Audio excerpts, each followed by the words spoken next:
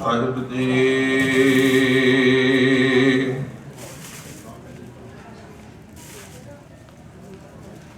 ਪੂਰਨ ਭਾਗ ਹੋਵੈ ਜਿਸ ਪ੍ਰਾਣੀ, ਸਾਧ ਸੰਗ ਮਿਲੈ ਸਾਰੰਗ ਪਾਣੀ। ਨਾਨਕ ਨਾਮ ਵਸਿਆ ਜਿਸ ਅੰਤਰ, ਪ੍ਰਵਾਣ ਗ੍ਰਸਤ ਉਦਾਸਾ ਜੀਉ। ਸਾ ਬੁੱਧ ਦੀਜੈ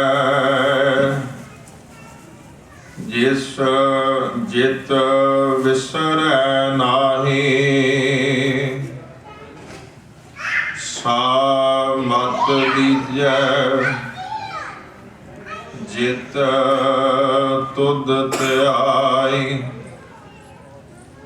ਸਾਸ ਸਾਸ ਤੇਰੇ ਗੁਣ ਗਾਵਾ, ਓਟ ਨਾਨਕ ਗੁਰ ਚਰਣਾ ਜੀਉ। ਸਾ ਬੁੱਧ ਦੀਜੈ ਜਿਸ ਵਿਸਰੈ ਨਾਹੀ। ਸਾ ਮਤ ਦੀਜੈ ਜਿਤ ਤੁਧ ਧਿਆਈ। ਸਾਸ ਸਾਸ ਤੇਰੇ ਗੁਣ ਗਾਵਾਂ, ਓਟ ਨਾਨਕ ਗੁਰ ਚਰਣਾ ਜੀਉ। ਦਸਾਂ ਪਾਤਸ਼ਾਹੀਆਂ ਦੀ ਜੋਤ ਜੁਗੋਂ ਜੁਗ ਅਟਲ ਸਤਿਗੁਰੂ ਧੰਨ ਧੰਨ ਸਾਹਿਬ ਸ੍ਰੀ ਗੁਰੂ ਗ੍ਰੰਥ ਸਾਹਿਬ ਮਹਾਰਾਜ ਜੀ ਦੀ ਪਾਵਨ ਹਜ਼ੂਰੀ ਅੰਦਰ ਮਿਲ ਬੈਠ ਹਫ਼ਤਾਵਾਰੀ ਦੀਵਾਨ ਦੀ ਹਾਜ਼ਰੀ ਭਰ ਰਹੇ ਗੁਰੂ ਪਿਆਰਿਓ, ਕੀਰਤਨ ਨਿਰਮੋਲਕ ਹੀਰਾ ਪਾਵਨ ਬਾਣੀ ਦਾ ਕੀਰਤਨ ਆਪ ਜੀ ਸਰਵਣ ਕਰ ਰਹੇ ਸੋ ਆਓ ਕੁਝ ਸਮੇਂ ਲਈ ਕਥਾ ਵਿਚਾਰ ਦੇ ਨਾਲ ਜੁੜਨ ਦਾ ਉਪਰਾਲਾ ਕਰੀਏ। ਚੱਲ ਰਹੀ ਲੜੀਵਾਰ ਸਿੱਖ ਰਹਿਤ ਮਰਿਆਦਾ ਦੀ ਕਥਾ ਦੀ ਲੜੀ ਨੂੰ ਆਪਾਂ ਅੱਗੇ ਤੋਰਨ ਤੋਂ ਪਹਿਲਾਂ ਸਾਰੇ ਮਿਲ ਕੇ ਗੁਰ ਫਤਿਹ ਦੀ ਸਾਂਝ ਪਾਈਏ। ਆਖੋ ਜੀ ਵਾਹਿਗੁਰੂ ਜੀ ਕਾ ਖਾਲਸਾ, ਵਾਹਿਗੁਰੂ ਜੀ ਕੀ ਫਤਿਹ। ਸਿੱਖ ਰਹਿਤ ਮਰਿਆਦਾ ਦੀ ਲੜੀਵਾਰ ਵਿਚਾਰ ਦੇ ਵਿੱਚ ਆਨੰਦ ਸੰਸਕਾਰ ਦੀ ਵਿਚਾਰ ਕਰਦਿਆਂ ਹੋਇਆ ਗੰਗਾ ਨੰਬਰ ਨਿਜ਼ਮ ਜਿਸ ਦੀ ਵਿਚਾਰ ਦੇ ਨਾਲ ਆਪਾਂ 2 ਹਫ਼ਤਿਆਂ ਤੋਂ ਜੁੜੇ ਹੋਏ ਹਾਂ। ਸਿੱਖ ਰਹਿਤ ਮਰਿਆਦਾ ਦੇ ਅੰਦਰ ਇਸ ਨਿਯਮ ਤਹਿਤ ਵਿਚਾਰ ਕਰਦਿਆਂ ਆਪਾਂ ਅੱਜ ਲੜੀ ਨੂੰ ਇੱਥੋਂ ਸ਼ੁਰੂ ਕਰਨਾ ਹੈ। ਫਿਰ ਲੜਕੇ ਤੇ ਲੜਕੀ ਨੂੰ ਆਪੋ ਆਪਣੇ ਵੱਖੋ ਵੱਖਰੇ ਗ੍ਰਸਤ ਧਰਮ ਦੇ ਫਰਜ਼ ਦੱਸੇ ਜਾਣ। ਇਸ ਤੋਂ ਪਹਿਲਾਂ ਸਾਂਝਾ ਉਪਦੇਸ਼ ਸੀ ਆਨੰਦ ਕਾਰਜ ਦੇ ਸਮੇਂ ਜਦੋਂ ਜੋੜੀ ਗੁਰੂ ਚਰਨਾਂ ਵਿੱਚ ਸਵਾਇਮਾਨ ਹੁੰਦੀ ਹੈ ਤੇ ਗ੍ਰਸਤ ਦੀ ਮਹਾਨਤਾ ਦੇ ਸੰਬੰਧੀ ਅਤੇ ਦੋਹਾਂ ਜੀਆਂ ਨੇ ਮਿਲ ਬੈਠ ਸਾਂਝੇ ਭਰਤਾ ਅਕਾਲ ਪੁਰਖ ਪ੍ਰਮਾਤਮਾ ਦੇ ਨਾਲ ਕਿਵੇਂ ਇੱਕ ਹੋਣਾ ਹੈ, ਇਹ ਸਾਰੀ ਵਿਚਾਰ ਆਪਾਂ ਪਿਛਲੇ ਹਫ਼ਤੇ ਕਰਨ ਦਾ ਯਤਨ ਕੀਤਾ ਸੀ। ਅੱਜ ਇੱਥੋਂ ਵਿਚਾਰ ਆਰੰਭ ਹੈ ਕਿ फिर लड़के ते लड़की नूं आपो अपने वखो वखरे गृहस्थ धर्म दे फर्ज दसे जाण। उस तो पहला सब तो पहला वर दे वास्ते जो गुरमत अनुसारी उपदेश है ਉਹਦਾ उल्लेख किया सिख रहत मर्यादा दे अंदर। उस तो बाद जिहड़ा बच्ची वास्ते उपदेश है ਉਹਦਾ उल्लेख किया। ਆਪਾਂ इस तरह लड़ीवारे दी विचार नाल जुड़ांगे। वर नूं दस्सिया जावे कि लड़की वालियां ने ਤੁਹਾਨੂੰ ही सब तो वधीक जोग जान के वर चुनिया है। आपने अपनी पत्नी नूं अर्धंगी जान के सारिया अवस्था विच इक्को जिहा प्यार करना है ते वंड छकना है। इस दे शरीर ते इज्जत दे राखे तुसीं हो। इस्त्री बरत धर्म विच पक्के रहना। इस दे माता पिता ते संबंधियां नूं अपने माता पिता ते संबंधियां तुल आदर देना। ये वर वास्ते जिहड़ा उपदेश है गुरु घर दे अंदर लावां दी मर्यादा निभाउण समय लावां तो पहला वर नूं दस्सिया जावे, क्योंकि सिख रहत मर्यादा दे विच ਇਹ प्रेरणा है संबोधन है भी इवें कीता जावे। ते आपां प्रेजेंट विच गल कर रहे हैं, आपां इस तरह कहांगे भी इस तरह दस्सिया जांदा है जां इस तरह दसना चाहिए। वर नूं दस्सिया जावे कि लड़की वालियां ने तुहानूं ही सब तो वधीक जोग जान के वर चुनिया है। बच्चे नूं दस्सिया जांदा है गुरु की हजूरी अंदर कि बच्ची वालियां ने सब तो वधीक जोग जाणदियां होया अपनी बच्ची वास्ते वर रूप दे विच तुहाडी चोण कीती है। सिख रहत मर्यादा 1932-34 दे करीब बनी है। मुकम्मल दोबारा रूप दे विच 1945 विच जिहड़ा अज खरड़ा साडे कोल है ਇਹ लागू होया है। कुछ क सोधा 32-34 वाली रहत मर्यादा तो बाद विच करके 1945 नूं जिहड़ा लागू होया ओहो ही सिख रहत मर्यादा सिख जथेबंदियां वल्लों ते श्री अकाल तख्त साहिब वल्लों भेटा रहत लखां कापी हर साल हर महीने वंडी जाती है। सो इहदे तहत ये वचन लिखिया है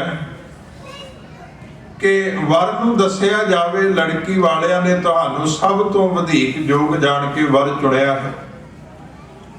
आम करके माता पिता ही बच्ची दा वर चुनते ने और खास आपां देख सकते हैं कि 25-30 साल पिछे चले जाइए तो ऐसा नहीं सी बच्ची अपना वर चुने, माता पिता ही चोण करते सन।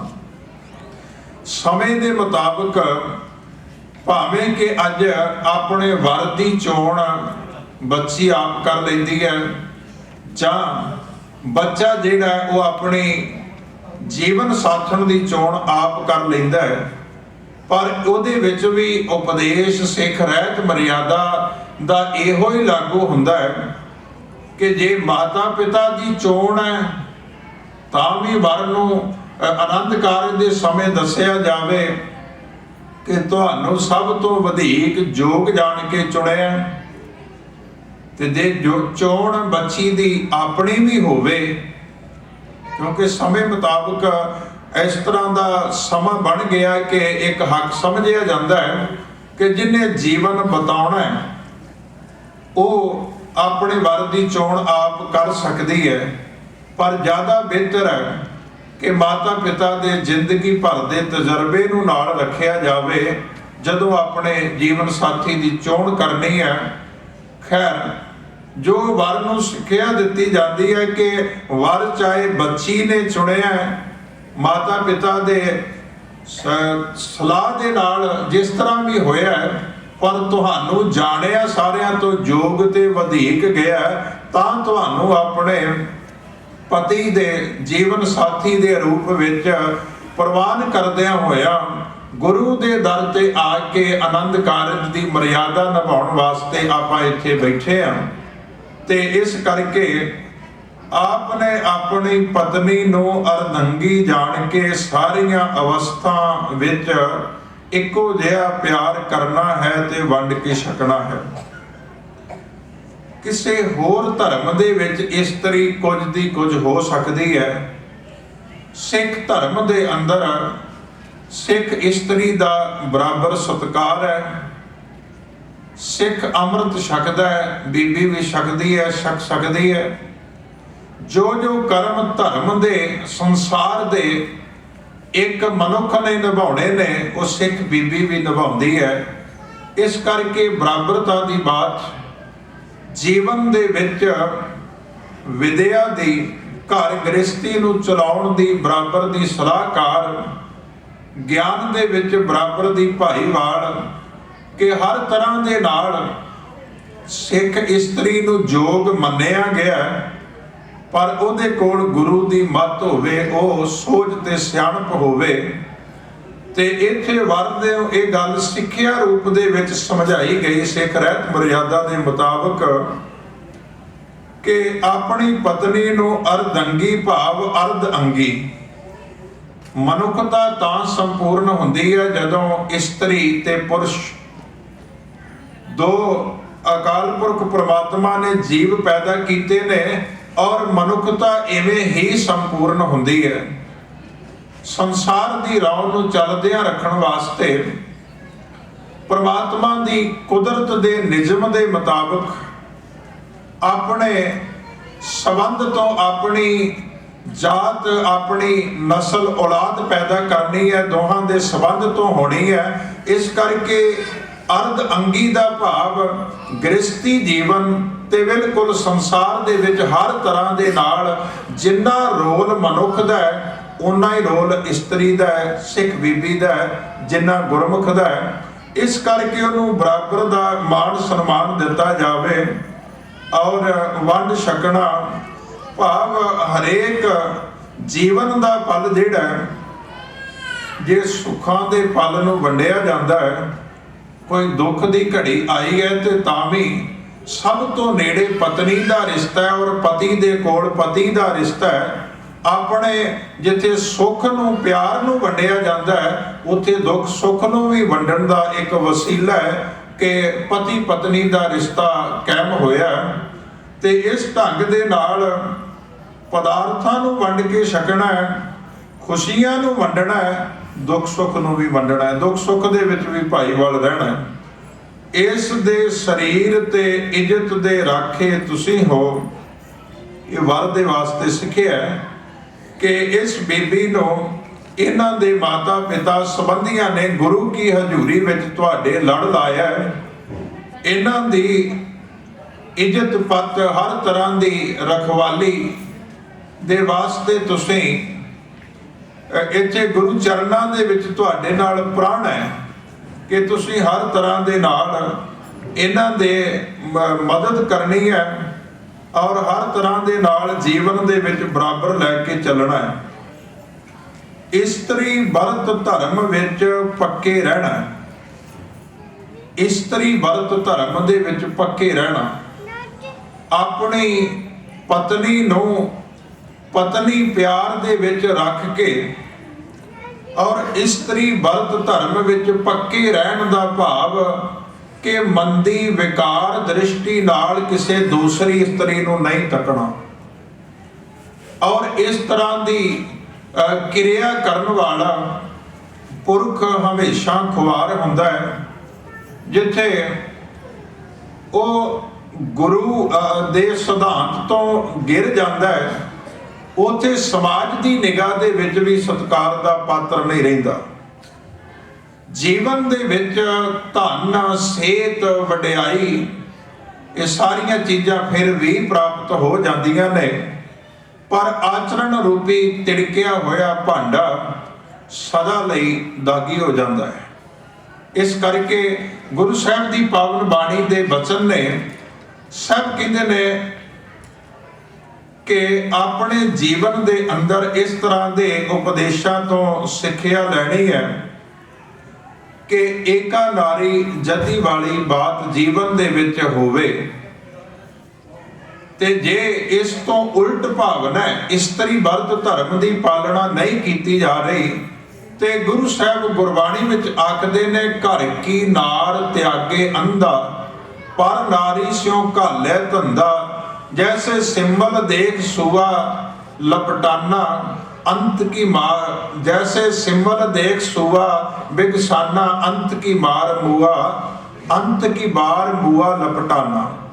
जिवें सिंबल वेख के ਤੋਤਿਆਂ ਨੂੰ ਫੜਨ ਵਾਲਿਆਂ ਨੇ ਆਪਣੇ ਢੰਗ ਦੇ ਜੰਤਰ ਲਾਏ ਹੁੰਦੇ ਨੇ, ਜਦੋਂ ਆ ਕੇ ਬੈਠਦਾ ਹੈ ਤੇ ਉਹਦੇ ਵਿੱਚ ਉਹ ਫਸ ਜਾਂਦਾ। ਇੱਕ ਦ੍ਰਿਸ਼ਟਾਂਤ ਦਿੱਤਾ ਹੈ ਕਿ ਜੀਵਨ ਦੀ ਖੁਆਰੀ ਵਾਲੇ ਪੱਖ ਦੇ ਵਿੱਚ ਮਨੁੱਖ ਫਸ ਜਾਏਗਾ।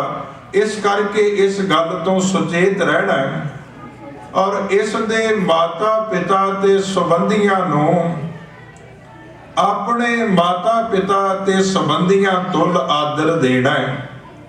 ਇਹ ਵਰ ਨੂੰ ਦੱਸਿਆ ਜਾ ਰਿਹਾ ਹੈ ਕਿ ਬੱਚੀ ਦੇ ਮਾਤਾ ਪਿਤਾ ਤੇ ਸੰਬੰਧੀਆਂ ਨੂੰ ਆਪਣੇ ਮਾਤਾ ਪਿਤਾ ਵਾਂਗ ਤੇ ਸੰਬੰਧੀਆਂ ਦੇ ਤੁਲ ਭਾਵ ਬਰਾਬਰ ਆਦਰ ਦੇਣਾ ਹੈ। ਇਹ ਸਿੱਖਿਆ, ਇਹ ਜਿਹੜੀ ਲਾਈਨ ਹੈ, ਇਹ ਬੱਚੀ ਤੇ ਬੱਚੇ ਦੋਵਾਂ ਦੀ ਸਿੱਖਿਆ ਵਿੱਚ ਸਾਂਝੀ ਹੈ।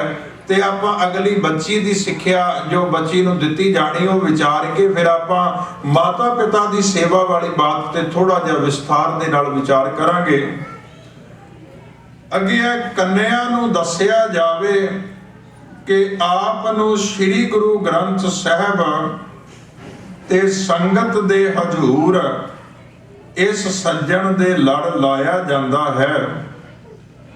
ਆਪ ਇਹਨਾਂ ਦੇ ਨਿਰਮਲ ਭਾਵ ਵਿੱਚ ਰਹਿੰਦੇ ਹੋਏ ਇਹਨਾਂ ਨੂੰ ਹੀ ਆਪਣੇ ਸਾਰੇ ਪ੍ਰੇਮ ਤੇ ਸ਼ਰਧਾ ਦਾ ਮਾਲਕ ਸਮਝਣਾ ਹੈ।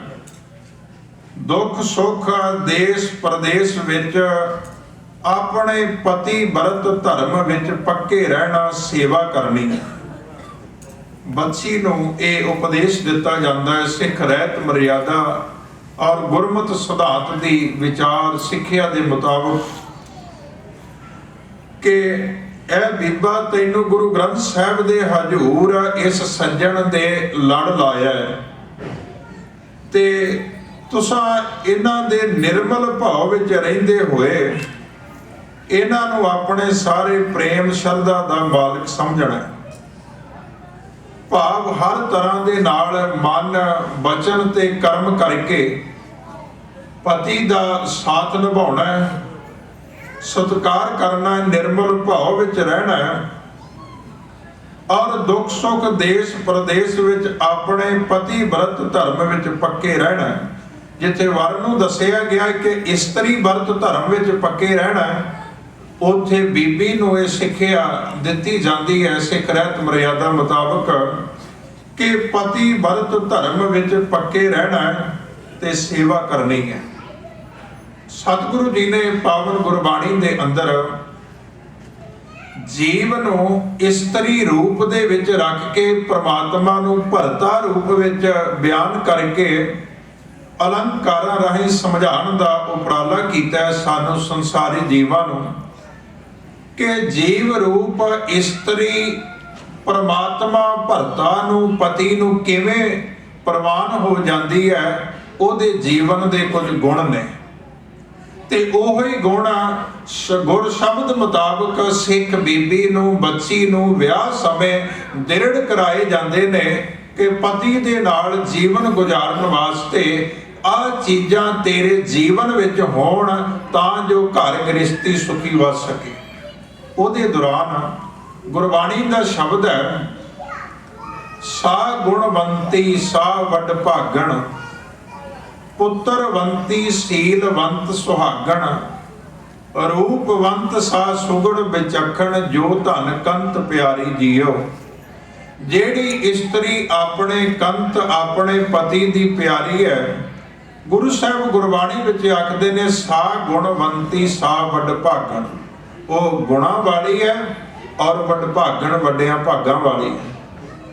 ਪੁੱਤਰਵੰਤੀ ਸੀਲਵੰਤ ਸੁਹਾਗਣ, ਇਹ ਸਾਰੇ ਗੁਣ ਉਸ ਸੁਹਾਗਣ ਦੇ ਨੇ।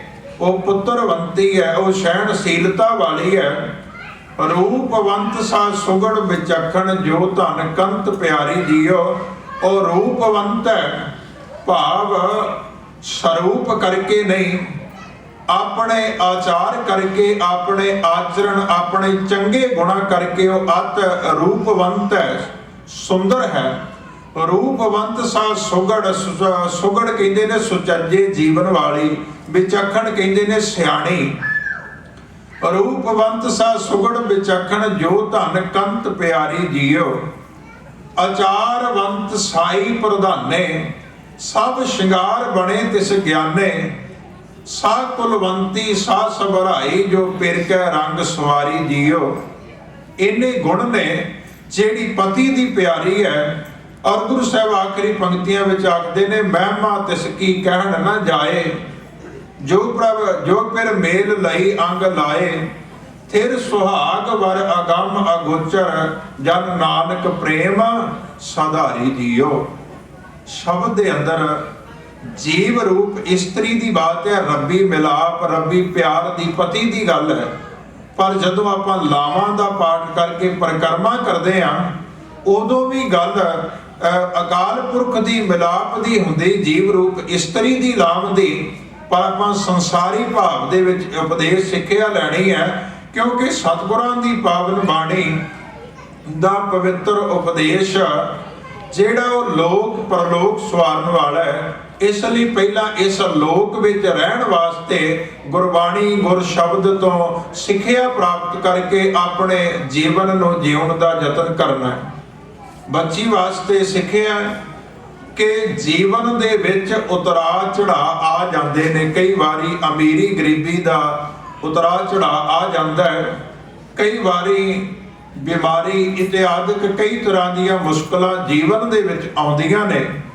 ਪਰ ਹਮੇਸ਼ਾ ਪਤੀ ਦਾ ਸਾਥ ਦੇਣਾ ਹੈ, ਅਕਾਲ ਪੁਰਖ ਪ੍ਰਮਾਤਮਾ ਦੀ ਰਜ਼ਾ ਵਿੱਚ ਟਿਕ ਕਰਕੇ ਆਪਣਾ ਇੱਕ ਚੰਗਾ ਜੀਵਨ ਜਿਉਣਾ ਹੈ। ਗੁਰਬਾਣੀ ਦੀ ਪੰਕਤੀ ਹੈ ਗੁਰੂ ਅਰਜਨ ਸਾਹਿਬ ਸੱਚੇ ਪਾਤਸ਼ਾਹ ਦੀ, ਕਹਿਣ ਲੱਗੇ, ਪਤੀ ਦੇ ਨਾਲ ਬਤਾਇਆ ਹੋਇਆ ਜੀਵਨ ਭਾਵੇਂ ਅੱਧੀ ਰੋਟੀ ਨਾਲ ਗੁਜ਼ਾਰਾ ਲੰਘਾਉਣਾ ਪਵੇ, ਪਰ ਇਸ ਤਰ੍ਹਾਂ ਦਾ ਸੰਤੋਖ ਚਾਹੀਦਾ ਸਿੱਖ ਬੱਚੀ ਦੇ ਕੋਲ।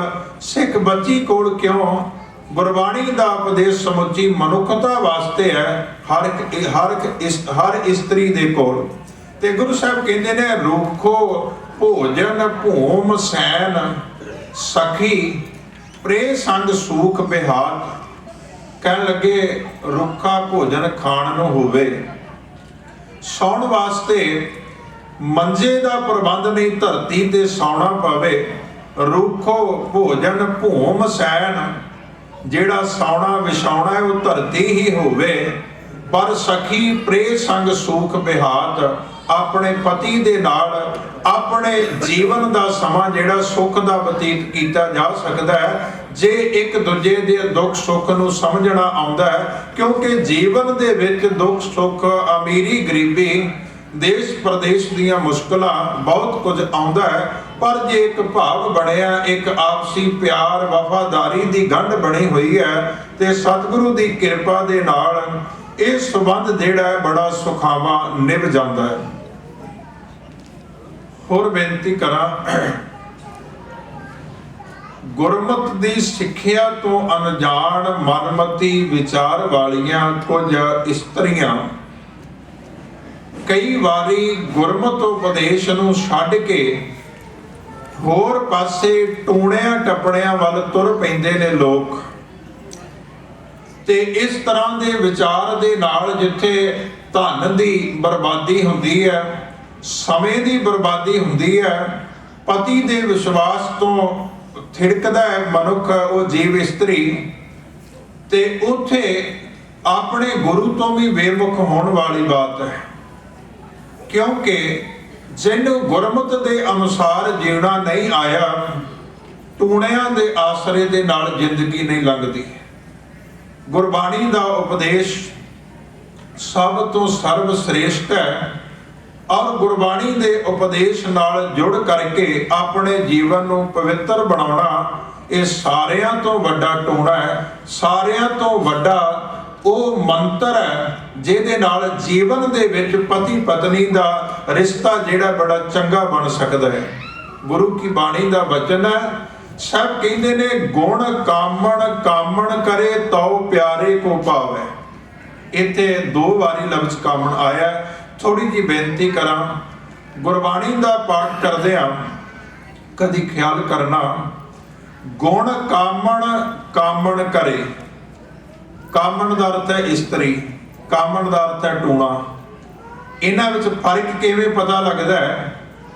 ਜਿਹੜੇ ਕਾਮਣ ਦੇ ਨਾਣੇ ਨੂੰ ਸਿਹਾਰੀ ਹੈ ਉਹ ਇਸਤਰੀ ਲਿੰਗ ਸ਼ਬਦ ਹੈ, ਉਹਦਾ ਅਰਥ ਹੈ ਕਿ ਇਸਤਰੀ, ਤੇ ਜਿਹੜਾ ਕਾਮਣ ਨਾਣਾ ਮੁਕਤਾ ਹੈ ਉਹਦਾ ਅਰਥ ਹੈ ਟੂਣਾ। ਦੋਵੇਂ ਲਫ਼ਜ਼ ਇਕੱਠੇ ਆਏ ਨੇ। ਕਈ ਵਾਰੀ ਗੁਰਬਾਣੀ ਦਾ ਪਾਠ ਜਾਂ ਇਹਦੀ ਵਿਚਾਰ ਦੇ ਵਿੱਚ ਲਗਾ ਮਾਤਰਾ ਦੀ ਗੱਲ ਕਰਦੇ ਆ, ਹਰ ਬੰਦਾ ਆਪਣੇ ਆਪਣੇ ਢੰਗ ਦੇ ਖਿਆਲ ਦੀ ਗੱਲ ਕਰਦਾ ਹੈ, ਪਰ ਜਿੰਨਾ ਚਿਰ ਅਸੀਂ ਗੁਰਬਾਣੀ ਨੂੰ ਔਰ ਗੁਰਬਾਣੀ ਦੀ ਲਿਖਣ ਸ਼ੈਲੀ ਨੂੰ ਨਹੀਂ ਸਮਝਦੇ, ਅਰਥ ਭਾਵ ਦੇ ਮੁਤਾਬਕ ਆਪਸ ਵਿਚਾਰ ਨਾਲ ਨਹੀਂ ਜੁੜਦੇ, ਉਹਨਾਂ ਚਿਰ ਗੁਰਬਾਣੀ ਦਾ ਜਿਹੜਾ ਉਪਦੇਸ਼ ਹੈ ਉਹ ਮੁੱਖ ਰੂਪ ਵਿੱਚ ਸਾਡੇ ਤੱਕ ਸਹੀ ਰੂਪ ਵਿੱਚ ਪਹੁੰਚ ਕੇ ਸਾਡੇ ਜੀਵਨ ਦੀ ਅਗਵਾਈ ਨਹੀਂ ਕਰ ਸਕਦਾ। ਇਸ ਕਰਕੇ ਗੁਣ ਕਾਮਣ ਕਾਮਣ ਕਰੇ, ਜਿਹੜੀ ਕਾਮਣ ਇਸਤਰੀ ਹੈ ਗੁਣਾਂ ਦਾ ਟੂਣਾ ਕਰੇ, ਤਉ ਪਿਆਰੇ ਕੋ ਪਾਵੈ, ਤਾਂ ਪਿਆਰੇ ਨੂੰ ਪਾ ਸਕਦੀ ਹੈ।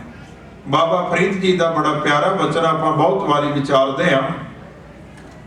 ਨਿਵਣ ਸੋ ਅੱਖਰ ਖਮਣ ਗੁਣ, ਜੇਬਾ ਮਣੀਆਂ ਮੰਤ, ਇਹ ਤ੍ਰੈ ਭੈਣੇ ਵੇਸ ਕਰ ਤਾਂ ਵਸ ਆਵੀ ਕੰਤ। ਨਿਵਣ ਸੋ ਅੱਖਰ, ਪਹਿਲਾਂ ਇਸ ਸ਼ਲੋਕ ਤੋਂ ਉੱਪਰ ਸ਼ਲੋਕ ਹੈ ਜਿਹਦੇ ਵਿੱਚ ਸਵਾਲ ਹੈ ਵੀ ਕਿਹੜਾ ਤਰੀਕਾ ਵਰਤਿਆ ਜਾਵੇ ਪਤੀ ਵਸ ਵਿੱਚ ਆ ਜਾਏ। ਪ੍ਰਮਾਤਮਾ ਪਤੀ ਦੀ ਭਾਵੇਂ ਬਾਤ ਹੈ, ਆਪਾਂ ਆਪਣੇ ਜੀਵਨ ਵਾਸਤੇ ਸੇਧ ਲੈਣ ਵਾਸਤੇ, ਤੇ ਬਾਬਾ ਫਰੀਦ ਜੀ ਆਪ ਹੀ ਜਵਾਬ ਦਿੰਦੇ ਨੇ, ਨਿਮਣ ਸੋ ਅੱਖਰ, ਨਿਮਰਤਾ ਵਾਲਾ ਅੱਖਰ ਧਾਰਨ ਕਰ ਲੈਣਾ, ਨਿਮਰਤਾ ਜੀਵਨ ਦੇ ਵਿੱਚ ਰੱਖਣੀ। ਨਿਮਣ ਸੋ ਅੱਖਰ ਖਮਣ ਗੁਣ, ਖਮਣ ਕਹਿੰਦੇ ਨੇ ਖਿਮਾ ਕਰ ਦੇਣ ਨੂੰ। ਜੇਬਾ ਮਣੀਆਂ ਮੰਤ, ਜੇਬਾ ਦੇ ਤੋਂ ਮਿੱਠੇ ਬਚਨ ਬੋਲਣੇ, ਕਹਿਣ ਲੱਗੇ ਸ਼੍ਰੋਮਣੀ ਮੰਤਰ ਹੈ ਇਹ ਤ੍ਰੈ ਭੈਣੇ ਵੇਸ ਕਰ। ਇਹ ਭੈਣੇ ਇਹ 3 ਤਰ੍ਹਾਂ ਦੇ ਵੇਸ ਧਾਰਨ ਕਰ, ਆਪਣੀ ਨਿਮਰਤਾ ਰੱਖਣੀ, ਖਿਮਾ ਕਰਨ ਦਾ ਗੁਣ ਹੋਣਾ ਔਰ ਮਿੱਠਾ ਬੋਲਣਾ। ਇਹ ਤ੍ਰੈ ਭੈਣੇ ਵੇਸ ਕਰ ਤਾਂ ਵਸ ਆਵੀ ਕੰਤ, ਤੇਰਾ ਕੰਤ ਵਸ ਵਿੱਚ ਆ ਜਾਏਗਾ। ਤੈਨੂੰ ਨਹੀਂ ਲੋੜ ਕਿਸੇ ਟੂਣੇ ਦੀ, ਨਹੀਂ ਲੋੜ ਕਿਸੇ ਸਿਆਣੇ ਦੀ ਕਿ ਮੇਰਾ ਪਤੀ ਮੇਰੀ ਗੱਲ ਨਹੀਂ ਮੰਨਦਾ। ਬੇਨਤੀ ਕਰਾਂ, ਆਪਾਂ ਬਹੁਤ ਵਾਰੀ ਇਹ ਗੱਲ ਕਹਿ ਦਿੰਦੇ ਆ ਵੀ ਡੇਰੇ ਤੇ ਸਿਆਣਿਆਂ ਦੇ ਅੱਡੇ ਤਾਂ ਚੱਲਦੇ ਨੇ, ਉਹਦੇ ਵਿੱਚ ਬਹੁਤਾ ਯੋਗਦਾਨ ਬੀਬੀਆਂ ਦਾ ਹੈ। ਪਰ ਬੇਨਤੀ ਕਰਾਂ, ਉੱਥੇ ਬੀਬੀਆਂ ਕਿਉਂ ਜਾਂਦੀਆਂ ਨੇ? ਕਿਉਂਕਿ ਮੈਂ ਹਮੇਸ਼ਾ ਇਸ ਤਰ੍ਹਾਂ ਸੋਚਦਾ ਹਾਂ ਕਿ ਹਰ ਗੱਲ ਦੇ ਪਿੱਛੇ ਕੋਈ ਰਾਜ ਤੇ ਹੁੰਦਾ ਹੀ ਹੈ। ਉੱਥੇ ਡੇਰੇ ਜਾਂ ਸਿਆਣਿਆਂ ਟੂਣਿਆਂ ਵਾਲਿਆਂ ਦੇ ਬੀਬੀਆਂ ਜਾਣ ਲਈ ਮਜਬੂਰ ਕਿਉਂ ਹੋ ਜਾਂਦੀਆਂ ਨੇ? ਪਤੀ ਸ਼ਰਾਬ ਪੀਂਦਾ, ਕਮਾਈ ਨਹੀਂ ਕਰਦਾ। ਪਤੀ ਸ਼ਰਾਬ ਪੀਂਦਾ ਹੈ ਔਰ ਨਾ ਆਪਣਾ ਖਾਣ ਦਾ ਟਾਈਮ ਹੈ, ਨਾ ਪਰਿਵਾਰ ਦਾ ਖਾਣ ਦਾ ਟਾਈਮ ਹੈ। ਘਰ ਦੇ ਵਿੱਚ ਕੋਹਰਾਮ ਮਚ ਜਾਂਦਾ ਜਦੋਂ ਘਰ ਵਿੱਚ ਆਉਂਦਾ, ਜਿਹਦੀ ਸਵੇਰ ਦੀ ਉਡੀਕ ਹੋਈ ਰਹਿੰਦੀ ਹੈ। ਉਦੋਂ ਫਿਰ ਜੇ ਤੇ ਗੁਰਬਾਣੀ ਦੇ ਨਾਲ ਕੋਈ ਸਿੱਖ ਬੀਬੀ ਜੁੜੀ ਹੋਈ ਹੈ, ਉਹ ਆਪਣੇ ਗੁਰੂ ਦੇ ਚਰਨਾਂ 'ਚ ਅਰਦਾਸ ਕਰੇਗੀ, ਗੁਰਬਾਣੀ ਪੜ੍ਹੇਗੀ ਔਰ ਗੁਰੂ ਮਿਹਰ ਕਰਦਾ ਹੈ। ਪਰ ਜੇ ਰਸਤੇ ਤੋਂ ਭਟਕੀ ਹੋਈ ਹੈ ਤੇ ਫਿਰ ਦੂਜਾ ਰਸਤਾ ਅਖਤਿਆਰ ਹੁੰਦਾ ਹੈ। ਇਸ ਕਰਕੇ ਕਾਰਨ ਦੋਵੇਂ ਪਾਸੇ ਨੇ। ਤੇ ਇਹਨਾਂ ਦੋਵਾਂ ਗੱਲਾਂ ਨੂੰ, ਕਿਉਂਕਿ ਜਦੋਂ ਗੁਰਮਤਿ ਦਾ ਉਪਦੇਸ਼ ਸਿੱਖ ਰਹਿਤ ਮਰਿਆਦਾ 'ਚੋਂ ਸਮਝ ਰਹੇ ਆ, ਤੇ ਦਾਸ ਅਕਸਰ ਬੇਨਤੀ ਕਰਦਾ ਹੈ ਕਿ ਗੁਰਬਾਣੀ ਦਾ ਉਪਦੇਸ਼ ਸਿੱਖ ਵਾਸਤੇ ਵੀ ਓਨਾ ਹੈ, ਸਿੱਖ ਬੀਬੀ ਵਾਸਤੇ ਵੀ ਓਨਾ ਹੈ। ਔਰ ਦੋਵੇਂ ਧਿਰਾਂ ਦੇ ਵਿੱਚ ਇਹ ਵਿਚਾਰ ਹੋਣੀ ਚਾਹੀਦੀ ਹੈ ਕਿ ਗੁਰਮਤਿ ਰਹਿਤ ਮਰਿਆਦਾ ਤੇ ਗੁਰ ਉਪਦੇਸ਼ ਦੀ ਸੂਝ ਸਮਝ ਦੇ ਨਾਲ ਆਪਣੇ ਘਰ ਪਰਿਵਾਰ ਨੂੰ ਇੱਕ ਸੂਤਰ ਵਿੱਚ ਬੰਨ੍ਹ ਕੇ ਚਲਾਇਆ ਜਾ ਸਕੇ। ਗੁਰੂ ਪਾਤਸ਼ਾਹ ਮਿਹਰ ਕਰੇ ਅਸੀਂ ਐਸਾ ਉਪਦੇਸ਼ ਗੁਰੂ ਕਾ ਲੈ ਕੇ ਤੇ ਆਪਣੇ ਜੀਵਨ ਦੇ ਵਿੱਚ ਇਹਨੂੰ ਨਿਭਾ ਸਕੀਏ। ਔਰ ਅਗਲਾ ਜੋ ਸਾਂਝੀ ਲਾਈਨ ਹੈ ਵਰ ਤੇ ਕੰਨਿਆ ਦੇ ਉਪਦੇਸ਼ ਦੇ ਸੰਬੰਧ ਵਿੱਚ, ਉਹ ਬੱਚੀ ਵਾਸਤੇ ਵੀ ਸਿੱਖਿਆ ਹੈ ਕਿ ਇਹਨਾਂ ਦੇ ਮਾਤਾ ਪਿਤਾ ਤੇ ਸੰਬੰਧੀਆਂ ਨੂੰ ਆਪਣੇ ਮਾਤਾ ਪਿਤਾ ਤੇ ਸੰਬੰਧੀਆਂ ਵਾਂਗ ਜਾਣਨਾ ਹੈ। ਇਹ ਆਪਾਂ ਪਹਿਲਾਂ ਵੀ ਪੜ੍ਹਿਆ ਕਿ ਵਰ ਨੂੰ ਵੀ ਇਹ ਗੱਲ ਕਹੀ ਗਈ ਹੈ ਔਰ ਬੱਚੀ ਨੂੰ ਵੀ ਕਹੀ ਗਈ ਹੈ, ਕਿਉਂਕਿ ਇਹ ਬਹੁਤ ਜ਼ਰੂਰੀ ਬਾਤ ਹੈ ਕਿ ਮਾਤਾ ਪਿਤਾ ਦਾ ਸਤਿਕਾਰ ਇੱਕ ਸਿੱਖ ਪੁਰਸ਼ ਆਪਣੇ ਸਹੁਰੇ ਪਰਿਵਾਰ ਦਾ ਸਤਿਕਾਰ, ਮਾਤਾ ਪਿਤਾ ਹੋਰ ਰਿਸ਼ਤਿਆਂ ਨੂੰ ਉਵੇਂ ਦਾ ਸਤਿਕਾਰ ਦੇਵੇ ਜਿਵੇਂ ਆਪਣੇ ਮਾਤਾ ਪਿਤਾ ਨੂੰ ਦਿੱਤਾ ਜਾਂਦਾ ਹੈ। ਔਰ ਬਿਲਕੁਲ ਇਸੇ ਤਰ੍ਹਾਂ ਬੱਚੀ ਵਾਸਤੇ ਵੀ ਉਪਦੇਸ਼ ਹੈ ਕਿ ਜਿਵੇਂ ਆਪਣੇ ਮਾਤਾ ਪਿਤਾ ਨਾਲ ਪਿਆਰ ਦੀ ਸਾਂਝ ਹੈ, ਇਵੇਂ ਵਰ ਦੇ ਪਤੀ ਦੇ ਮਾਤਾ ਪਿਤਾ ਨਾਲ ਵੀ ਸਾਂਝ ਹੋਵੇ। ਤੇ ਜਿਹੜੇ ਐਸਾ ਨਹੀਂ ਕਰਦੇ, ਭਾਵੇਂ ਇੱਕ ਬੇਨਤੀ ਕਰਾਂ ਕਿ ਆਪਣੇ ਕਿਸੇ ਕਾਰੋਬਾਰ ਦੇ ਵਸੀਲੇ ਵਿੱਚ ਮਾਤਾ ਪਿਤਾ ਤੋਂ ਅਲੱਗ ਰਹਿ ਕੇ ਆਪਣੀ ਘਰ ਗ੍ਰਸਤੀ ਚਲਾਉਣੀ ਕੋਈ ਅਪਰਾਧ ਨਹੀਂ, ਪਰ ਜਾਣ ਬੁੱਝ ਕੇ ਲੜਾਈ ਝਗੜੇ ਖੜੇ ਕਰਕੇ ਜਾਂ ਪਤੀ ਵੱਲੋਂ ਜਾਂ ਪਤਨੀ ਵੱਲੋਂ ਆਪਣੇ ਮਾਤਾ ਪਿਤਾ ਤੋਂ ਪਾਸੇ ਹੋ ਕੇ ਰਹਿਣਾ, ਉਹਦੀ ਸੇਵਾ ਤੋਂ ਪਾਸਾ ਵੱਟਣਾ।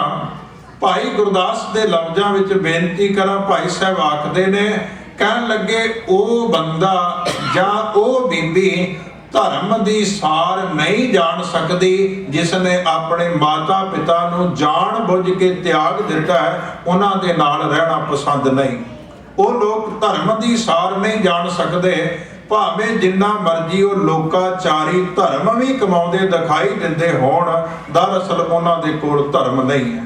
ਭਾਈ ਗੁਰਦਾਸ ਜੀ ਨੇ ਇੱਕ ਪੌੜੀ ਵਿੱਚ ਜ਼ਿਕਰ ਕੀਤਾ ਹੈ, ਕਹਿਣ ਲੱਗੇ ਕਿ ਐਸੇ ਮਾਂ ਪਿਓ ਨੂੰ ਤਿਆਗ ਕੇ ਜਿਹੜੇ ਲੋਕ ਆਪਣੇ ਜੀਵਨ ਦੇ ਵਿੱਚ ਭਾਵੇਂ ਧਰਮ ਦੇ ਕਰਮ ਕਮਾਉਂਦੇ ਹੋਣ, ਭਾਵੇਂ ਵੇਦ ਪਾਠ ਧਾਰਮਿਕ ਪਾਠ ਸੁਣਦੇ ਹੋਣ, ਧਾਰਮਿਕ ਤਪ ਜਪ ਤਪ ਕਰਦੇ ਹੋਣ, ਕਹੇ ਜਾਂਦੇ ਤੀਰਥ ਇਸ਼ਨਾਨ ਕਰਦੇ ਹੋਣ ਔਰ ਧਰਮ ਦੀ ਦੁਨੀਆ ਵਿੱਚ ਦਾਨ ਕਰਦੇ ਹੋਣ, ਹੋਰ ਇਸ ਤਰ੍ਹਾਂ ਦੇ ਅਨੇਕਾਂ ਕਰਮ ਕਰਦੇ ਹੋਣ, ਭਾਈ ਗੁਰਦਾਸ ਆਖਦੇ ਨੇ ਮਾਤਾ ਪਿਤਾ ਨੂੰ ਤਿਆਗ ਕੇ ਤੇ ਉਹਨਾਂ ਦੀ ਸੇਵਾ ਤੋਂ ਪਾਸਾ ਵੱਟ ਕੇ ਧਰਮ ਕਰਮ ਕਰਨ ਵਾਲੇ ਬੰਦੇ ਨਾ ਆਪਣੇ ਗੁਰੂ ਦੀ ਸਾਰ ਜਾਣ ਸਕਦੇ ਨੇ ਔਰ ਨਾ ਪ੍ਰਮਾਤਮਾ ਦਾ ਭੇਦ ਪਾ ਸਕਦੇ ਨੇ।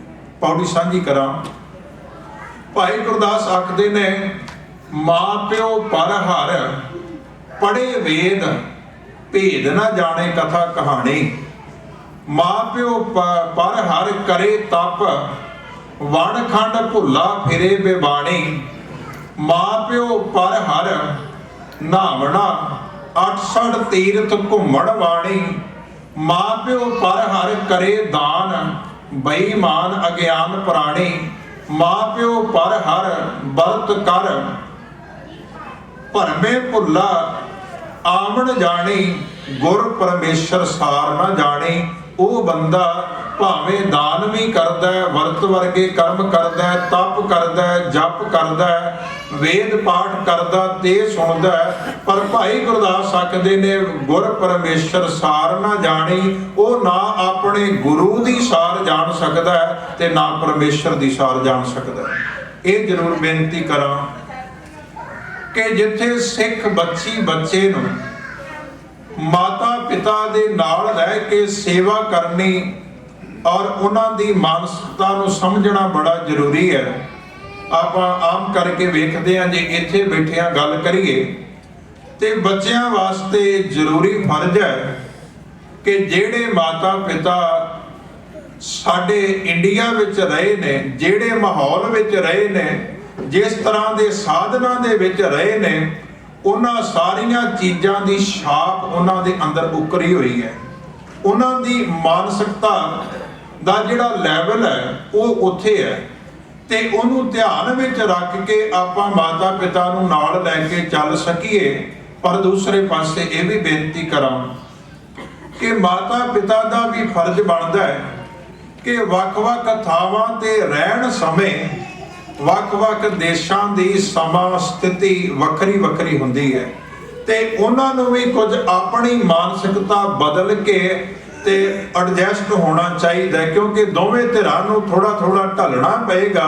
ਤਾਂ ਕਰਕੇ ਦੋਵਾਂ ਦੀ ਸਾਂਝ ਮਾਤਾ ਪਿਤਾ ਦੀ ਪੁੱਤਰਾਂ ਧੀਆਂ ਦੀ ਆਪਸ ਵਿੱਚ ਬਣ ਸਕੇਗੀ। ਔਰ ਗੁਰੂ ਪਾਤਸ਼ਾਹ ਮਿਹਰ ਕਰੇ ਇਸ ਤਰ੍ਹਾਂ ਦੀ ਵਿਚਾਰ ਆਪਾਂ ਲੈ ਕੇ ਆਪਣੇ ਜੀਵਨ ਦੇ ਅੰਦਰ ਉਹ ਸਾਰੀ ਗੁਰਮਤਿ ਅਨੁਸਾਰੀ ਵਿਚਾਰ ਲੈ ਕੇ ਚੱਲ ਸਕੀਏ। ਸੋ ਇਹ ਜੋ ਦੋਹਾਂ ਵਰ ਤੇ ਕੰਨਿਆ ਵਾਸਤੇ ਉਪਦੇਸ਼ ਹੈ ਕਿ ਪਿਤਾ ਤੇ ਸੰਬੰਧੀਆਂ ਨੂੰ ਆਪਣੇ ਮਾਤਾ ਪਿਤਾ ਤੇ ਸੰਬੰਧੀਆਂ ਵਾਂਗ ਜਾਣਨਾ। ਇਸ ਤਰ੍ਹਾਂ ਜਾਣਨ ਦੇ ਨਾਲ ਜਿੱਥੇ ਮਾਤਾ ਪਿਤਾ ਦੀਆਂ ਅਸੀਸਾਂ ਦੇ ਪਾਤਰ ਬਣਦੇ ਆ, ਪਤੀ ਪਤਨੀ ਦੀ ਇੱਜ਼ਤ ਸਤਿਕਾਰ ਦਾ ਪਾਤਰ ਬਣਦਾ ਹੈ, ਪਤਨੀ ਪਤੀ ਦੇ ਸਤਿਕਾਰ ਇੱਜ਼ਤ ਦੀ ਪਾਤਰ ਬਣਦੀ ਹੈ, ਬਜ਼ੁਰਗਾਂ ਦੀਆਂ ਅਸੀਸਾਂ ਲੈਣ ਦੇ ਅਸੀਂ ਹੱਕਦਾਰ ਬਣ ਜਾਂਦੇ ਆ, ਉੱਥੇ ਗੁਰੂ ਪਾਤਸ਼ਾਹ ਦੀ ਪ੍ਰਸੰਨਤਾ ਦੇ ਪਾਤਰ ਵੀ ਬਣਦੇ ਆ। ਔਰ ਗੁਰੂ ਪਾਤਸ਼ਾਹ ਮਿਹਰ ਕਰੇ।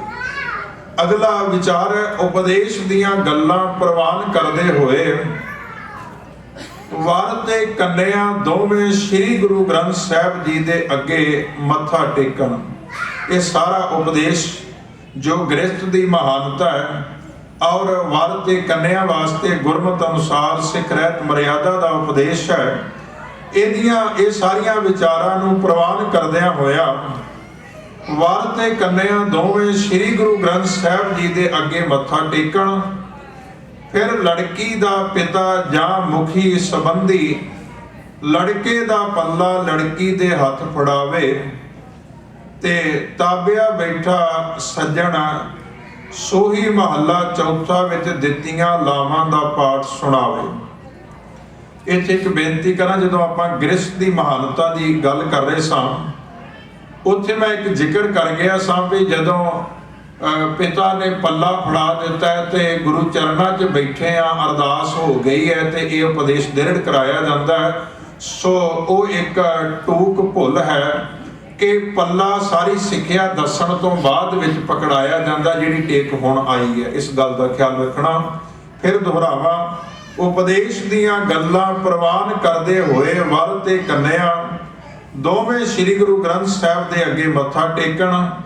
ਫਿਰ ਲੜਕੀ ਦਾ ਪਿਤਾ ਜਾਂ ਮੁਖੀ ਸੰਬੰਧੀ, ਜੇ ਪਿਤਾ ਮੌਜੂਦ ਨਹੀਂ ਹੈ ਘਰ ਦਾ ਕੋਈ ਮੁਖੀਆ, ਵੱਡਾ ਭਰਾ, ਕੋਈ ਸੰਬੰਧੀ ਵੀ ਪੱਲਾ ਪਕੜਾ ਸਕਦਾ ਹੈ। ਲੜਕੇ ਦਾ ਪੱਲਾ ਲੜਕੀ ਦੇ ਹੱਥ ਫੜਾਵੇ ਤੇ ਤਾਬਿਆ ਬੈਠਾ ਸੱਜਣ ਸੋਹੀ ਮਹੱਲਾ ਚੌਥਾ ਵਿੱਚ ਦਿੱਤੀਆਂ ਲਾਵਾਂ ਦਾ ਪਾਠ ਸੁਣਾਵੇ। ਸੋਹੀ ਮਹੱਲਾ ਚੌਥਾ ਇਹ 773 ਤੇ 74 ਤੇ ਸ਼ਬਦ ਦਰਜ ਹੈ ਗੁਰੂ ਰਾਮਦਾਸ ਜੀ ਦਾ, ਜਿਹੜਾ ਲਾਵਾਂ ਵਾਲਾ ਹੈ। ਇਹ 6 ਪੰਕਤੀਆਂ ਦਾ ਇੱਕ ਪਦ ਹੈ ਔਰ ਇਹ ਸ਼ਬਦ ਸ਼ੰਤ ਹੈ ਤੇ ਸ਼ੰਤ ਦੇ 4 ਪਦ ਨੇ। ਇੱਕ ਪਦ ਦੀਆਂ 6 ਪੰਕਤੀਆਂ ਨੇ, ਜਿਹੜੀ ਆਪਾਂ ਪਹਿਲੀ ਲਾਮ ਪੜ੍ਹਦੇ ਹਾਂ, ਫਿਰ ਦੂਜੀ, ਫਿਰ ਤੀਜੀ, ਫਿਰ ਚੌਥੀ। 4 ਪਦ ਨੇ, 6 ਪੰਕਤੀਆਂ ਦਾ ਇੱਕ ਪਦ ਹੈ ਤੇ ਮੁਕੰਮਲ ਰੂਪ ਦੇ ਵਿੱਚ ਸ਼ੰਤ ਲਫ਼ਜ਼ ਹੈ। ਗੁਰਬਾਣੀ ਦੀ ਕਾਵ ਵੰਨਗੀ ਦੇ ਮੁਤਾਬਕ ਜਿਵੇਂ ਦੋਹਰਾ ਹੈ, ਸ਼ਬਦ ਹੈ ਤੇ ਹੋਰ ਵੱਖ-ਵੱਖ ਤਰ੍ਹਾਂ ਦੀਆਂ ਗੁਰਬਾਣੀ ਵਿੱਚ ਕਾਵ ਦੀਆਂ ਵੰਨਗੀਆਂ ਨੇ, ਸਵਈਏ ਨੇ, ਬਿਲਕੁਲ ਇਸੇ ਤਰ੍ਹਾਂ ਇਹ ਸ਼ਬਦ ਜਿਹੜਾ ਇਹ ਸ਼ੰਤ ਹੈ ਤੇ ਇਹ ਸ਼ਬਦ ਦਾ ਪਾਠ ਤਾਬਿਆ ਬੈਠਾ ਸੱਜਣ ਲਾਵਾਂ ਦਾ ਪਾਠ ਸੁਣਾਵੇ। ਹਰੇਕ ਲਾਮ ਦਾ ਪਾਠ ਹੋਣ ਮਗਰੋਂ ਅੱਗੇ ਵਰ ਤੇ ਪਿੱਛੇ ਕੰਨਿਆ ਵਰ ਦਾ ਪੱਲਾ ਫੜ ਕੇ ਸ੍ਰੀ ਗੁਰੂ ਗ੍ਰੰਥ ਸਾਹਿਬ ਜੀ ਦੀਆਂ 4 ਪਰਿਕਰਮਾ ਕਰਨ। ਹਰ ਇੱਕ ਲਾਮ ਦਾ ਪਾਠ ਹੋਇਆ ਔਰ ਗੁਰੂ ਸਾਹਿਬ ਨੂੰ ਦੇ ਖੱਬੇ ਪਾਸੇ ਵੱਲੋਂ ਆਰੰਭ ਕਰਦਿਆਂ ਹੋਇਆ ਜਿਹੜਾ ਵਰ ਤੇ ਕੰਨਿਆ ਲਾਮ ਦਾ ਪਾਠ ਸੁਣ ਕੇ ਤੇ ਫਿਰ ਪਰਿਕਰਮਾ ਕਰਨ। ਇਸੇ ਤਰ੍ਹਾਂ ਵਾਰੀ-ਵਾਰੀ 4 ਲਾਵਾਂ ਪੜੀਆਂ ਜਾਣਗੀਆਂ ਔਰ 4 ਪਰਿਕਰਮਾ ਕੀਤੀਆਂ ਜਾਂਦੀਆਂ ਨੇ। ਪਰਿਕਰਮਾ ਕਰਨ ਸਮੇਂ ਰਾਗੀ ਜਾਂ ਸੰਗਤ ਲਾਵਾਂ ਨੂੰ ਕਰਮ ਅਨੁਸਾਰ ਸੁਰ ਨਾਲ ਗਾਈ ਜਾਣ। ਜਦੋਂ ਲਾਮ ਦਾ ਪਾਠ ਹੋ ਰਿਹਾ, ਜਿਵੇਂ ਰਾਗੀ ਸਿੰਘ ਕੀਰਤਨ ਕਰਦੇ ਨੇ ਔਰ ਜੇ ਰਾਗੀ ਸਿੰਘ ਨਾ ਮੌਜੂਦ ਹੋਣ, ਸੰਗਤ ਵੀ ਉਸ ਸ਼ਬਦ ਨੂੰ ਗਾ ਸਕਦੀ ਹੈ ਜਦੋਂ ਜੋੜੀ ਪਰਿਕਰਮਾ ਕਰ ਰਹੀ ਹੋਵੇ। ਔਰ ਵਾਰ ਕੰਨਿਆ ਹਰ ਇੱਕ ਲਾਮ ਮਗਰੋਂ ਮੱਥਾ ਟੇਕ ਕੇ ਅਗਲੀ ਲਾਮ ਸੁਣਨ ਲਈ ਖੜੇ ਹੋ ਜਾਣ। ਇੱਕ ਲਾਮ ਦੀ ਮੁਕੰਮਲਤਾ ਪਦ ਦੀ ਹੋਈ ਹੈ ਔਰ ਮੱਥਾ ਟੇਕ ਕੇ ਅਗਲੀ ਲਾਮ ਸੁਣਨ ਵਾਸਤੇ ਖੜੇ ਹੋਣਾ। ਉਪਰੰਤ ਮੱਥਾ ਟੇਕ ਕੇ ਆਪਣੀ ਥਾਂ ਤੇ ਬੈਠ ਜਾਣ। ਜਦੋਂ ਚਾਰੇ ਲਾਵਾਂ ਦੀਆਂ ਚਾਰੇ ਪਰਿਕਰਮਾ ਹੋ ਗਈਆਂ ਤੇ ਰਾਗੀ ਸਿੰਘ ਜਾਂ ਆਨੰਦ ਕਰਾਉਣ ਵਾਲਾ ਆਨੰਦ ਸਾਹਿਬ ਦੀਆਂ ਪਹਿਲੀਆਂ 5 ਪੌੜੀਆਂ ਤੇ ਅੰਤਲੀ ਪੌੜੀ ਦਾ ਪਾਠ ਕਰੇ, ਫਿਰ ਆਨੰਦ ਦੀ ਸਮਾਪਤੀ ਦਾ ਅਰਦਾਸਾ ਸੋਧਿਆ ਜਾਵੇ ਤੇ ਕੜਾ ਪ੍ਰਸ਼ਾਦ ਵਰਤਾਇਆ ਜਾਵੇ। ਇਸ ਤਰੀਕੇ ਦੇ ਨਾਲ ਗੁਰੂ ਚਰਨਾਂ ਦੇ ਵਿੱਚ ਆਨੰਦ ਕਾਰਜ ਦੀ ਮਰਿਆਦਾ ਨਿਭਾਈ ਜਾਂਦੀ ਹੈ। ਅਗਲਾ ਨੰਬਰ ਚੱਚਾ, ਅਨਮਤ ਵਾਲਿਆਂ ਦਾ ਵਿਆਹ ਆਨੰਦ ਰੀਤੀ ਨਾਲ ਨਹੀਂ ਹੋ ਸਕਦਾ। ਅਨਮਤ ਵਾਲੇ ਜਿਹੜੇ ਸਿੱਖ ਧਰਮ ਵਿੱਚ ਵਿਸ਼ਵਾਸ ਨਹੀਂ ਰੱਖਦੇ, ਸ੍ਰੀ ਗੁਰੂ ਗ੍ਰੰਥ ਸਾਹਿਬ ਨੂੰ ਆਪਣਾ ਗੁਰੂ ਤਸਲੀਮ ਨਹੀਂ ਕਰਦੇ, ਉਹਨਾਂ ਦਾ ਵਿਆਹ ਆਨੰਦ ਰੀਤੀ ਨਾਲ ਨਹੀਂ ਹੋ ਸਕਦਾ। ਉਹਦਾ ਕਾਰਨ ਕਿ ਜਿਹੜਾ ਮਨੁੱਖ ਗੁਰੂ ਗ੍ਰੰਥ ਸਾਹਿਬ ਨੂੰ ਗੁਰੂ ਨਹੀਂ ਮੰਨਦਾ, ਉਹ ਗੁਰੂ ਦੀ ਸਿੱਖਿਆ ਔਰ ਗੁਰੂ ਦੇ ਸਿਧਾਂਤ ਨੂੰ ਕਦੀ ਵੀ ਪ੍ਰਵਾਨ ਕਰਨ ਵਾਸਤੇ ਤਿਆਰ ਨਹੀਂ ਹੋਏਗਾ। ਤੇ ਜਿਹੜਾ ਬੰਦਾ ਗੁਰੂ ਗ੍ਰੰਥ ਸਾਹਿਬ ਦੇ ਸਨਮੁਖ ਆਨੰਦ ਕਾਰਜ ਤੇ ਕਰਵਾਉਣਾ ਚਾਹੁੰਦਾ ਹੈ ਪਰ ਗੁਰੂ ਗ੍ਰੰਥ ਸਾਹਿਬ ਦੀ ਸਿੱਖਿਆ ਨੂੰ ਮੰਨਦਾ ਨਾ ਹੋਵੇ, ਸਿਧਾਂਤ ਨੂੰ ਨਾ ਮੰਨਦਾ ਹੋਵੇ, ਉਹਦਾ ਕੀ ਅਰਥ ਹੈ? ਜਿਹੜੀ ਸਾਰੀ ਸਿੱਖਿਆ ਆਪਾਂ ਉੱਤੇ ਵਿਚਾਰੀ ਹੈ ਕਿ ਉਹ ਇਸ ਦੇ ਨਾਲ ਕੋਈ ਸਾਂਝ ਰੱਖੇ, ਕਿਉਂਕਿ ਉਹ ਅਨਮਤੀ ਹੈ। ਇਸ ਵਾਸਤੇ ਗੁਰੂ ਗ੍ਰੰਥ ਗੁਰੂ ਪੰਥ ਵੱਲੋਂ ਇਹ ਹੁਕਮ ਹੈ, ਗੁਰੂ ਪੰਥ ਵੱਲੋਂ ਸਿੱਖ ਰਹਿਤ ਮਰਿਆਦਾ ਵਿੱਚ ਹੁਕਮ ਹੈ ਕਿ ਜਿਹੜਾ ਗੁਰੂ ਗ੍ਰੰਥ ਤੇ ਪੰਥ ਦੇ ਅਨੁਸਾਰ ਹੋ ਕੇ ਨਹੀਂ ਚੱਲਦਾ, ਉਹਦਾ ਵਿਆਹ ਆਨੰਦ ਰੀਤੀ ਨਾਲ ਨਹੀਂ ਹੋ ਸਕਦਾ। ਇਸ ਗੱਲ ਦਾ ਸਾਨੂੰ ਸਾਰਿਆਂ ਨੂੰ ਖਿਆਲ ਰੱਖਣਾ ਚਾਹੀਦਾ ਹੈ। ਬਹੁਤ ਵਾਰੀ ਜਦੋਂ ਇਸ ਤਰ੍ਹਾਂ ਦਾ ਮਸਲਾ ਆਉਂਦਾ ਹੈ, ਜਦੋਂ ਕੋਈ ਮਨਾ ਕਰਦਾ ਹੈ, ਕਈ ਤਰ੍ਹਾਂ ਦੇ ਨਵੇਂ ਸਵਾਲ ਪੈਦਾ ਹੁੰਦੇ ਨੇ, ਇੰਜ ਕਿਉਂ ਨਹੀਂ ਹੋ ਸਕਦਾ? ਬਸ ਸਮਾਂ ਹੋ ਗਿਆ, ਇੰਨੀ ਕੁ ਬੇਨਤੀ ਕਰ ਸਕਦਾ ਹੈ ਕਿ ਸਿੱਖ ਰਹਿਤ ਮਰਿਆਦਾ ਵਿੱਚ ਦਰਜ ਹੈ ਕਿ ਅਨਮਤੀ ਵਾਲਿਆਂ ਦਾ ਵਿਆਹ ਆਨੰਦ ਰੀਤੀ ਨਾਲ ਨਹੀਂ ਹੋ ਸਕਦਾ। ਗੁਰੂ ਪਾਤਸ਼ਾਹ ਮਿਹਰ ਕਰੇ ਆਪਾਂ ਸਿੱਖ ਰਹਿਤ ਮਰਿਆਦਾ ਤੇ ਪਹਿਰਾ ਦੇ ਸਕੀਏ, ਰਲ ਮਿਲ ਕੇ ਆਪਣੇ ਜੀਵਨ ਦੇ ਵਿੱਚ ਇਹਨੂੰ ਲਾਗੂ ਕਰੀਏ, ਕਿਉਂਕਿ ਨਾ ਤੇ ਇਕੱਲਾ ਪ੍ਰਚਾਰਕ ਲਾਗੂ ਕਰਾ ਸਕਦਾ ਹੈ, ਕਿਉਂਕਿ ਉਹ ਤੇ ਪੜ੍ਹ ਕੇ ਵਿਚਾਰ ਕੇ ਸੁਣਾ ਹੀ ਸਕਦਾ ਹੈ। ਸੰਗਤ ਸਹਿਯੋਗ ਦੇਵੇ, ਪ੍ਰਬੰਧਕ ਸਹਿਯੋਗ ਦੇਣ, ਤਾਂ ਹੀ ਇਹ ਸਾਰਾ ਕੁਝ ਲਾਗੂ ਹੋ ਸਕਦਾ ਹੈ। ਗੁਰੂ ਪਾਤਸ਼ਾਹ ਮਿਹਰ ਕਰੇ ਸਿੱਖ ਰਹਿਤ ਮਰਿਆਦਾ ਦੀ ਅਸੀਂ ਪਾਲਣਾ ਕਰ ਸਕੀਏ। ਸੋ ਇੱਕ ਹਫ਼ਤੇ ਦੀ ਵਿਚਾਰ ਆਨੰਦ ਕਾਰਜ ਨਾਲ ਸੰਬੰਧਿਤ ਹੋ ਰਿਹਾ ਹੈ, ਫਿਰ ਆਪਾਂ ਮ੍ਰਿਤਕ ਸੰਸਕਾਰ ਸ਼ੁਰੂ ਕਰਾਂਗੇ। ਹੋਈਆਂ ਬੇਅੰਤ ਭੁੱਲਾਂ ਚੁੱਕਾਂ ਦੀ ਖਿਮਾ ਜੀ। ਵਾਹਿਗੁਰੂ ਜੀ ਕਾ ਖਾਲਸਾ, ਵਾਹਿਗੁਰੂ ਜੀ ਕੀ ਫਤਿਹ।